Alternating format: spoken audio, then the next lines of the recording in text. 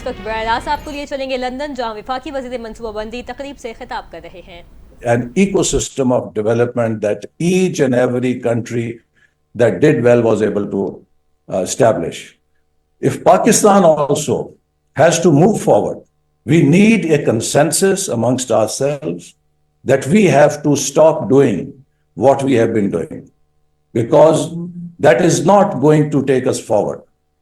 It will keep us bogged down, or it will keep us locked into the same old cycle of instability and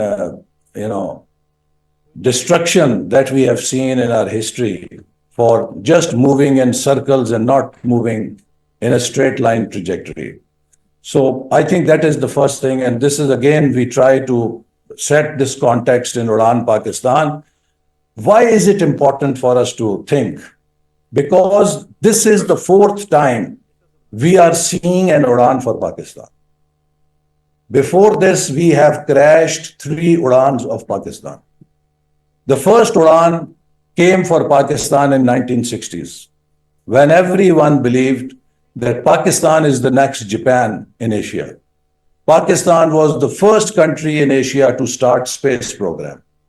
Pakistan was the country in Asia whose Habib Bank Plaza at that time in 60s was the tallest building east of Karachi. No other country, Singapore, no other place like Singapore, Shanghai, Thailand, or any other, Bombay had as high building as Habib Bank Plaza was in Karachi. So we were there, but 1965 war derailed us.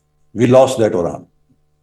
The second Udaan came to Pakistan in 1991, when Prime Minister Nawaz Sharif launched economic reforms in Pakistan, which were the first set of reforms in South Asia at that time, to liberalize the economy, to privatize state enterprises, to deregulate the economy, and to make private sector engine of growth.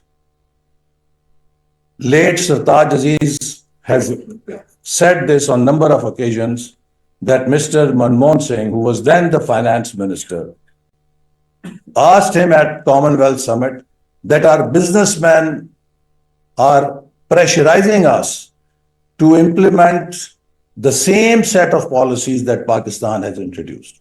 And he asked him to send him the copies of SROs, which Mr. Sartaj Aziz gave to Mr. Manmohan Singh. And later on, India followed the same reform path, but continued on it for a decade. As a result, in 2000, India overtook us. But what did we do with that reforms? In 93, the government of Prime Minister Nawaz Sharif was dismissed. And with this dismissal, the reforms were also thrown into the dustbin. And we lost that opportunity of leadership in South Asia. The third Udaan came in 2013-17. In 2013, you are all aware that Pakistan was facing 16 to 18 hours of power shortage. Electricity would not come even for enough time for the batteries of UPS systems to be recharged. And people were forced to have light through candles.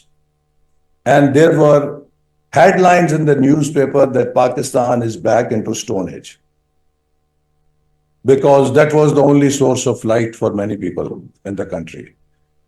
Day would not pass when a suicide bomber will not blow himself in some part of the country and have dozens of our people and security forces, Jawans, killed in those suicide bombs.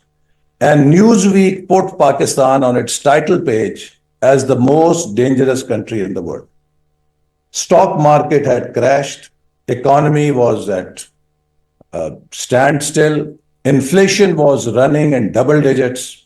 So no growth, high inflation, and country faced serious stagflation. At that point, again, under the leadership of Prime Minister Nawaz Sharif, was set out to turn around Pakistan's economy. Within 4 years, we installed 11,000 megawatts of new power projects. And if you compare that with 18,000 of megawatt capacity installed in 67 years, installing 11,000 in just 4 years was not an ordinary accomplishment.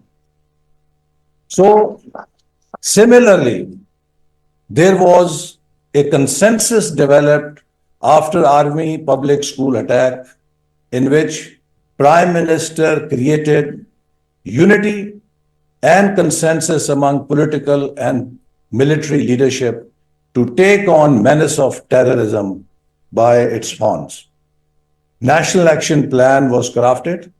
Mr. Imran Khan, who was sitting in the sit-in in Islamabad, was honorably called to join this consultative meeting so that we have whole of leadership approach and whole of nation approach with every section of politics and civil and military departments sit together and chalk out a strategy under that National Action Plan.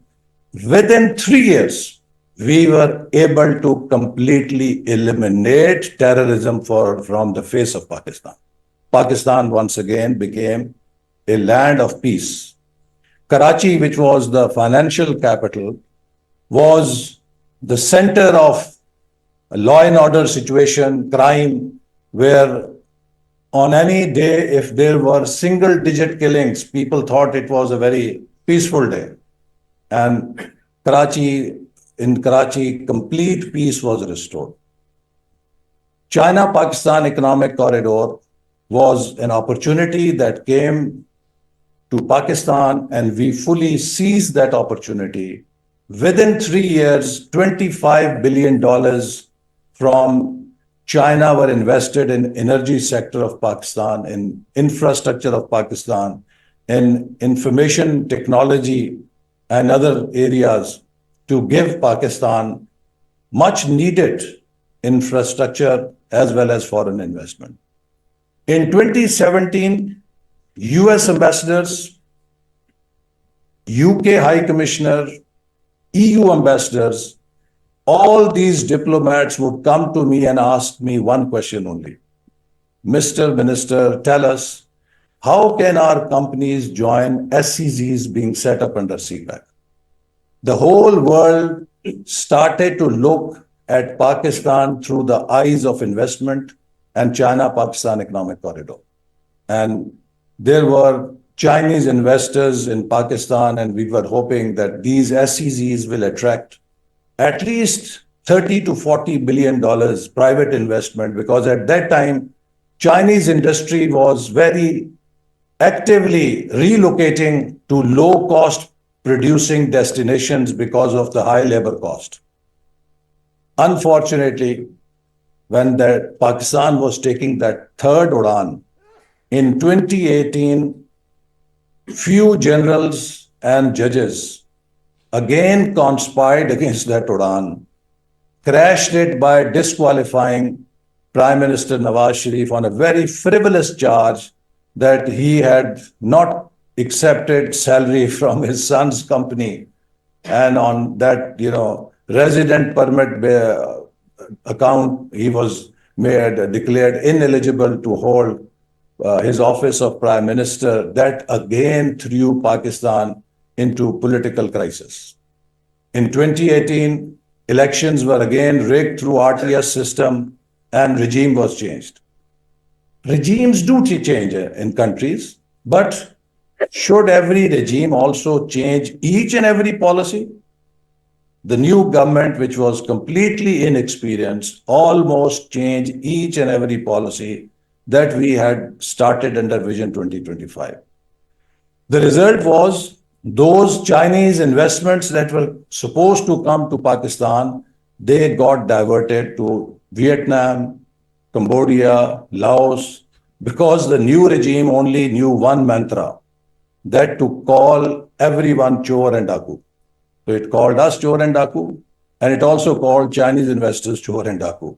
So why would any investor invest in your country if you are scandalizing them, if you are making baseless allegations against them for having invested in Pakistan at a time when even our own investors were not willing to invest in Pakistan.